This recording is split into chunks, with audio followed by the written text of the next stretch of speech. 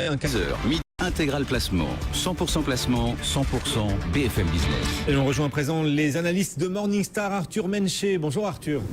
Bonjour Guillaume. Et comme chaque jour, vous nous apportez des idées de fonds de gestion dans lesquels investir. On a eu ce matin de bons chiffres en Chine, un chiffre d'importation à un plus haut de 6 mois. Ça a été la bonne surprise du jour. Et du coup, vous nous conseillez un fonds pour investir en Chine, le Schroder ISF Greater China.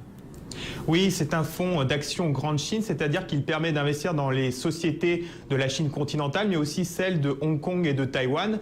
Il est proposé par la société de gestion britannique Schroder, dont on apprécie la culture d'investissement, mais aussi le traitement qu'elle réserve aux investisseurs.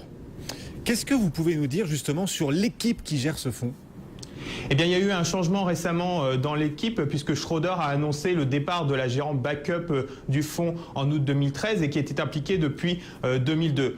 Pas de grosses raisons de s'inquiéter parce que la transition est en cours, mais surtout la gérante principale est toujours là. Il s'agit de la responsable action Grande Chine chez Schroder. Elle s'appelle Louise Allo et elle possède 20 ans d'expérience et elle est responsable de ce fonds depuis 2002. En plus, elle est entourée d'une des équipes de recherche les plus solides sur cette classe d'actifs. Elle a une équipe de 11 analystes avec 14 ans d'expérience. On voit bien donc que les investisseurs sont entre de très bonnes mains. Et justement, ce fonds Schroder ISF Greater China, quelle est sa stratégie? Qu'est-ce qu'on trouve en portefeuille aujourd'hui? Eh bien, la gérance suit une approche bottom-up solide qui se focalise sur la rentabilité des sociétés. L'objectif, en fait, est de détecter les entreprises capables de générer une rentabilité des capitaux investis supérieure à leur coût moyen du capital ou une rentabilité en phase d'amélioration. Ensuite, les analystes vont noter chaque titre de 1 à 4 en fonction de leur potentiel de revalorisation. Et pour ce qui est du portefeuille, il contient entre 60 et 90 titres et il contient également davantage de mid-cap que les fonds concurrents, mais il affiche des biais sectoriels marqués. Par exemple, la gérante favorise certaines valeurs technologiques parce qu'elle pense qu'elles vont bénéficier de l'urbanisation de la Chine dans les prochaines années. Et cette stratégie, elle donne de bonnes performances. Ce fonds, vous lui donnez une bonne note, Arthur ?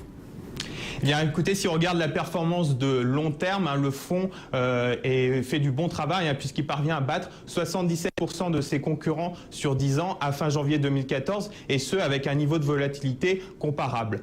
Par contre, il faut faire attention, les investisseurs doivent avoir le cœur bien accroché puisque les variations de performance sont très importantes. Le fonds est par exemple capable de perdre 49% en 2008 puis de rebondir avec plus 71% en 2009. On voit donc que pour ce type de stratégie, il faut vraiment investir sur le long terme.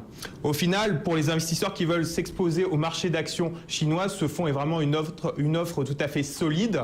Mais il faut garder en tête que l'exposition restreinte et notamment à quelques pays émergents destine ce fonds plutôt à une petite partie d'un portefeuille global déjà bien diversifié.